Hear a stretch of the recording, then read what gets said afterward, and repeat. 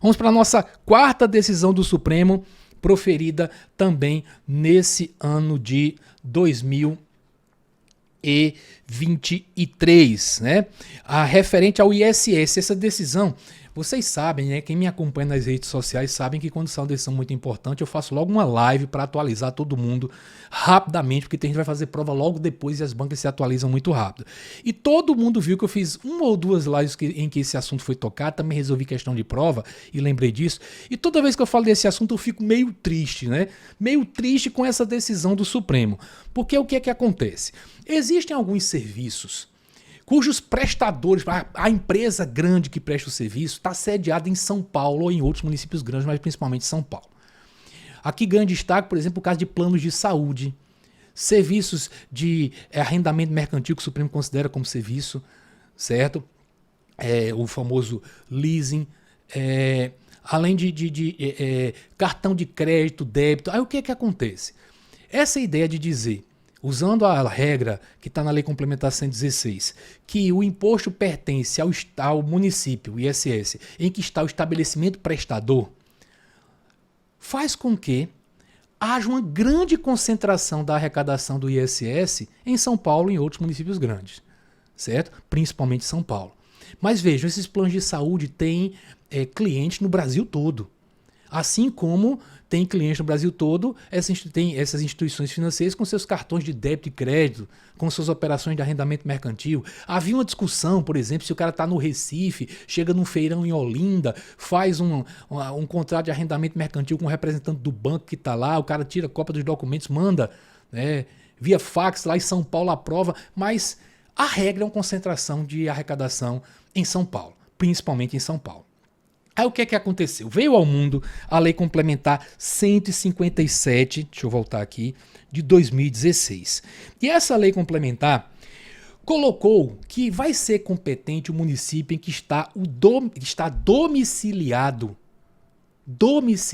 o tomador de serviço. Não mais o prestador.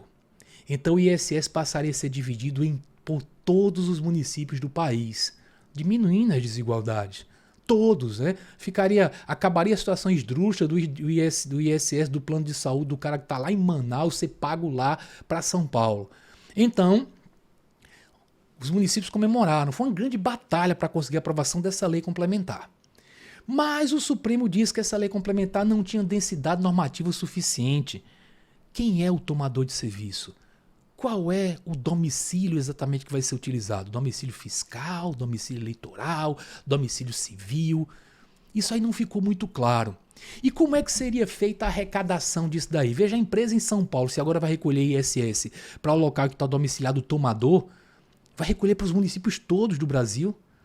E tem casos estranhos, né? Quando o cara tem, por exemplo, eu moro no Recife, imagina que eu moro no Recife, tenha um filho que more com a mãe em Olinda, e ele é dependente meu no plano de saúde, e ele faz e atende em Jaboatão, os Guararapes, são todas cidades próximas aqui, compõem a região metropolitana do Recife.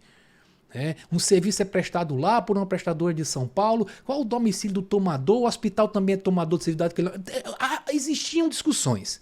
Então o que é que se fez? O Supremo expediu uma cautelar, uma liminar numa ação direta de inconstitucionalidade. O ministro Alexandre de Moraes falou, olha, não há segurança jurídica para isso. Aí, tudo suspenso, os municípios que comemoraram tanto choraram bastante. Aí veio a Lei Complementar 175, que no meu entender, quem acompanha minhas aulas sabe que eu comemorei. Disse, agora está resolvido o problema. Deixando claro, dizendo, no caso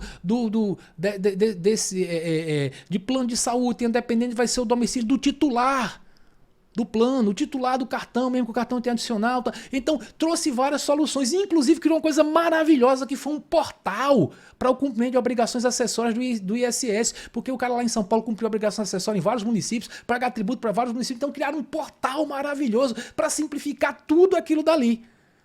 E eu disse, está resolvido. Só que aditaram a ação direta de inconstitucionalidade para falar dessa lei complementar nova, e no julgamento o Supremo Tribunal disse que o problema remanescia.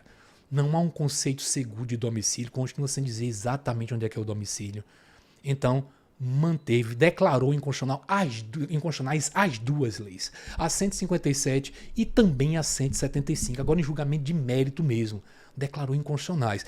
O Supremo até, eu fico até engraçado, ele elogiou o portal, que portal maravilhoso, mas ele está no contexto dessas mudanças dessa lei inconstitucional, então por arrastamento inconstitucional também, até o que ele elogiou, certo? Então nessa linha, nas palavras da Suprema Corte, se disse alterações promovidas pela Lei Complementar 157, medida cautelar deferida por ausência de segurança jurídica, foi o que aconteceu com a 157. Superveniência da Lei Complementar 175. O Supremo diz que inexistiu avanço na densidade normativa. Densidade normativa, né? Não houve avanço nessa para resolver esse problema, né? Não houve avanço na densidade normativa. Ou seja, a norma não é densa o suficiente, não traz um grau de detalhamento suficiente para trazer segurança jurídica, tá? Aí no final, no tópico 6 aqui, se diz incompletude na definição do domicílio do tomador de serviço. Não dá para saber o que é, vai gerar insegurança. A ausência de clareza e confiabilidade. Inconstitucionalidade por ofensa ao princípio constitucional da segurança jurídica e por ameaça à estabilidade do Pacto Federativo Fiscal. Então, no final das contas, caiu novamente. Vamos os municípios brigarem para editar mais uma lei complementar para resolver a matéria, porque no final o Supremo diz... inclusive quanto o padrão, olha, ele elogiou bastante, mas o que ele fala? Padrão unificado para as obrigações acessórias e comitê gestor das obrigações acessórias do ISSQN. Uma novidade maravilhosa. Mas o Supremo diz, são normas gerais sobre obrigação tributária, em voz de cunho principal e as acessórias. Não há autonomia normativa. Não tem autonomia normativa, ele não pode dizer que esse padrão unificado e esse comitê gestor tem total autonomia quanto à Lei Complementar 175, quanto ao aspecto que ele declarou inconstitucional. Ou seja, ele está dizendo que não dá para declarar inconstitucional essa nova sistemática de recolhimento para um novo ente federado e manter o portal. Então, presente e pós-inconstitucionalidade por arrastamento, tudo inconstitucional. Que tristeza, né? Que tristeza para os municípios. Você talvez, paulistano, esteja comemorando, né? Mas eu acho que a novidade era muito, muito, muito legal, mas paciência. A gente está aqui para explicar, mas toda vez que eu explico essa decisão, eu fico bastante triste. Mas vamos lá.